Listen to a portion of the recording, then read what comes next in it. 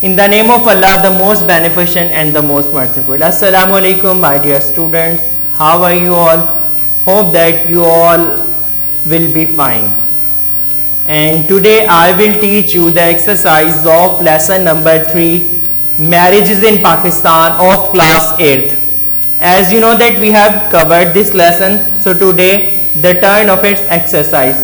We have first comprehension on page number 22. We have question answer in comprehension about this lesson. So what is the first question? Who arranged the marriages in Pakistan? Pakistan में जो शादियां होती हैं उसका जो इंतजामात होते हैं, उसके जो बंदोबस्त होता है वो कौन करता है? Marriages in Pakistan are mostly arranged by the elders or parents. बेटा ये हमारे पास पेज नंबर जो 21 है उसके फर्स्ट पैराग्राफ की फर्स्ट लाइन में ही आपका ये आंसर मौजूद है कि पाकिस्तान में जो शादियां होती हैं मोस्टली माँ बाप करते हैं। अगर किसी के माँ बाप नहीं हैं तो उसके बड़े बहन भाई फिर उसके जो है वो शादी का बंदोबस्त करते हैं। इंतजामात जो भी होते हैं, जिस तरीके से भी मतलब जो एक प्रोसेस चलता है वो सब जो है वो एल्डर्स और पेरेंट्स करते हैं। Why do the elders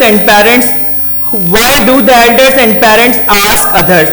जो माँ बाप होते हैं या जो बड़े होते हैं वो दूसरों से क्यों कहते हैं शादी के लिए? तो क्या कहेंगे? They ask their close friends and kids and kins to find a suitable proposal for their grown-up son and daughter. क्या करते हैं बेटा? वो अपने किसी भी रिश्तेदार को या किसी भी दोस्त को कहते हैं कि अगर आपकी नजर में कोई अच्छा रिश्ता हो तो आप अपने बेटे या बेटी के लिए बताइएगा। So this is the way to number 3, why does the groom's family go to bride's house? जो दूल्हा के घर वाले होते हैं वो दुल्हन के घर क्यों जाते हैं? What does the bride family see in groom? जो दुल्हन के घर वाले होते हैं वो दूल्हा में यानी कि लड़के में क्या क्या चीजें देखते हैं? How are the marriages in Pakistan? Pakistan में शादियां कैसी होती हैं? How are the bridal dress selected? जो दुल्हन का ड्रेस होता है वो किस तरीके से उसका इंतखाब किया जाता है? How do we brighten the bridal dress? हम जो हैं जो ब्राइडल ड्रेस होता है उसको और कलरफुल कैसे बना सकते हैं? What is sine the groom and the bride? जो दूल्हा दुल्हन होते हैं उससे क्यों जो है वो दस्तखत करवाए जाते हैं? Who declares them the husband and wife? और उनको मियाँ और बीवी का जो है स्टेटस जो है वो दर्जा कौन देता है? ये बाकी रिमेनिंग आंसर्स आपने खुद फाइंड करने हैं। मैंने इनकी मीनिंग आपको एक्सप्लेन कर दी है। बेटा अब सेंटेंसेस बनाने आपको जो इसी लेसन में है एक बॉक्स में दिए हुए पेज नंबर 23 पर मैंने एक वर्ड जो है चूज किया, marriages. Marriages in Pakistan are very colourful. Pakistan में जो शादियां होती हैं बहुत रंगीन होती हैं, बहुत फन किया जाता है, बहुत मजा आता है इसमें। तमाम रिलेटिव्स जो हैं वो इकट्ठे होते हैं और बहुत फन करते हैं। बेटा अब हमारे पास ग्रामर है। ग्रामर में प्री पोजिशन जो है, प्री का मतलब होता है बिफोर और पोजिशन का मतलब होता है स्टेट और कंडीशन। तो प्री पोजिशन क्या होता है बेटा? Tells us where the person और थिंग इज। ये हमें बताता है कि कोई भी शख्स या कोई भी चीज कहाँ पर मौजूद है। It tells us the relationship between the other words in the sentence. It is usually placed before noun or pronoun. हमेशा noun और pronoun से पहले यूज करते हैं हम, और ये हमें बताता है कि कोई भी चीज या शख्स कहाँ पर है। बेटा आपके पास इसी से related fill in the blanks दी हुई है। मैंने जो नंबर 2 ब्लैंक है आपको बोर्ड पर सॉल्व करके बताइए कि किस तरीके से आपने आपके पास about with to of on for towards from in, ये आपके पास प्रीपोजिशन है। इन्हीं को आपने यूज करके पेज नंबर 23 पर जो ब्लैंक्स हैं प्रीपोजिशन से फिल करनी है आपने। A boy considered a girl personality on the basis of what he knows. पहली ब्लैंक में क्या है? ऑन, और दूसरी में ऑफ। एक लड़का जो है एक लड़की की जो शख्सियत होती है उसको किस तरीके से परखता है? On the basis of what he knows, जो कुछ वो लड़की के बारे में जानता है। अबाउट वुमेन या एक औरत के बारे में। Naturally he admires his mother most of all, तो तो हमने कौन कौन सा प्रीपोजिशन यूज किया? ऑफ, अबाउट और फिर ऑफ का दो बार यूज है। अगर एक ब्लैंक में यानी कि आपके पास ऑफ या अबाउट या जो भी प्रीपोजिशन है वो एक से ज्यादा बार आपको लगे कि आप इस्तेमाल कर सकते हैं तो आप वो यूज कर सकते हैं। स्पेशली लड़के क्या होते हैं, अपनी माँ को जो है अपनी माँ से मुतासिर होते हैं, तो वही खूबियां वो देखना चाहते हैं जिससे वो शादी करना चाहते हो कि इस तरीके से एक परफेक्ट जो है वाइफ होनी चाहिए, इसमें ये क्वालिटीज होनी चाहिए। अच्छा बेटा, इसके बाद हमारे पास है लेटर राइटिंग। सही है, लेटर्स जो होते हैं बेटा आपके पास कितने टाइप के होते हैं?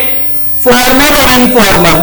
सही है, फॉर्मल लेटर जो होते हैं उन्हें बिजनेस लेटर भी कहते हैं, और इनफॉर्मल जो अपने हम फ्रेंड्स को, अपने रिलेटिव्स को, अपने दोस्तों को लिखते हैं वो इनफॉर्मल होते हैं। और लेटर राइटिंग के लिए एक बात आप याद रखें, आपको इजी वर्डिंग यूज करनी है, सिंपल लैंग्वेज यूज करें ताकि आप जो बात कहने जा रहे हैं वो अगले बंदे को जो है वो समझ आए। लेकिन आपके जहन में ये ख्याल आ रहा होगा कि आज का इतना जो मॉडर्न दौर है, मोबाइल मौजूद है, तो हम जो है क्या नाम है वो लेटर क्यों लिखें? तो बेटा जब भी आप किसी इदारे में काम करते हैं कहीं पर, तो आपको जो है आपके लिए आपको पता होना चाहिए, आपको लेटर राइटिंग लिखना मतलब आना चाहिए, क्योंकि वहां पर आपको अगर आपके कोई भी प्रॉब्लम है या कोई भी अगर आप किसी चीज में सजेशंस देना चाहते हैं तो आपको एक प्रॉपर वे में लिखना पड़ेगा। तो आपको चाहिए कि आप वो लिखें, लिखना सीखें, किस तरीके से लिखेंगे। तो लेटर में सबसे पहली चीज क्या होती है बेटा? एड्रेस होता है। क्या होता है? एड्रेस। एड्रेस में सबसे पहले किसका एड्रेस लिखा जाता है? जो लेटर भेज रहा है, लाइक मैं लेटर भेज रहा हूं तो उसमें क्या करूंगा? सबसे पहले मैं अपना एड्रेस लिखूंगा, उसमें सिटी आएगा, हाउस नंबर आएगा, फिर सिटी आएगा, एरिया जो भी है वो, उसके बाद आप डेट लिखेंगे नीचे। सही है, एड्रेस के बाद आप लिखने के बाद कॉमा लगाएंगे, डेट लिखने के बाद आप फुल स्टॉप लगा देंगे, ये आपका फर्स्ट पार्ट कंप्लीट हो गया। अच्छा, ये तो था एक आम इनफॉर्मल लेटर अगर हम लिख रहे हैं। अगर बेटा बिजनेस लेटर लिख रहे हैं हम, तो सबसे पहले हम क्या करेंगे? अपनी कंपनी का नाम, अपनी कंपनी वाला एड्रेस लिखेंगे, उसके बाद एड्रेस विद इन एड्रेस, जिस कंपनी को या जिस ऑर्गेनाइजेशन को आप भेज रहे हैं आप उसका एड्रेस लिखेंगे। अच्छा बेटा, सेकंड जो होता है डियर सर या my dear friend, my respected mother, my loving mother, my loving father, तो इस पार्ट को हम सैल्यूटेशन कहते हैं। क्या कहते हैं बेटा? सैल्यूटेशन कहते हैं। तो इसमें सिर्फ ये अल्फाबेट उर्दू में इसे कहते हैं, ये यूज करेंगे हम। और फिर जो थर्ड पार्ट होता है बॉडी, बॉडी जो होता है वो लेटर का मेन पार्ट होता है, उसमें आप पर्पस लिखते हैं कि आप ये खत क्यों लिख रहे हैं। इसी तरीके से बेटा उसके बाद क्या जाता है? एंडिंग। एंडिंग में आप क्या लिखते हैं? योर सिंसियर और your loving son, your faithful friend, इस तरीके से आप लिख रहे होते हैं। ये आपका लेटर का फोर्थ पार्ट होता है। उसके बाद बेटा लेटर के एंड में आप क्या करते हैं? सिग्नेचर, यानी कि आप अपने साइन करते हैं कि मतलब इसने भेजा है, लाइक ताहिर, तो ताहिर अपने साइन करेगा लेटर के एंड में। अब बेटा आपके पास पेज नंबर 25 पर लेटर जो है वो सैंपल के तौर पर दिए हुए, आपने प्रैक्टिस करनी है बेटा। पेज नंबर 26 पर प्रैक्टिस के लिए आपको दिया हुए, write a letter to sales manager Siba garments limited Karachi for the supply of 10 cotton shirts. आपने जो है मैनेजर को, सिबा गारमेंट्स के मैनेजर को खत लिखना है कि आपको 10 कॉटन शर्ट्स चाहिए। आपके पास यहाँ पर बेटा पेज नंबर 25 पर लेटर सैंपल मौजूद है, इसी को देखते हुए आपने ये लिखना है।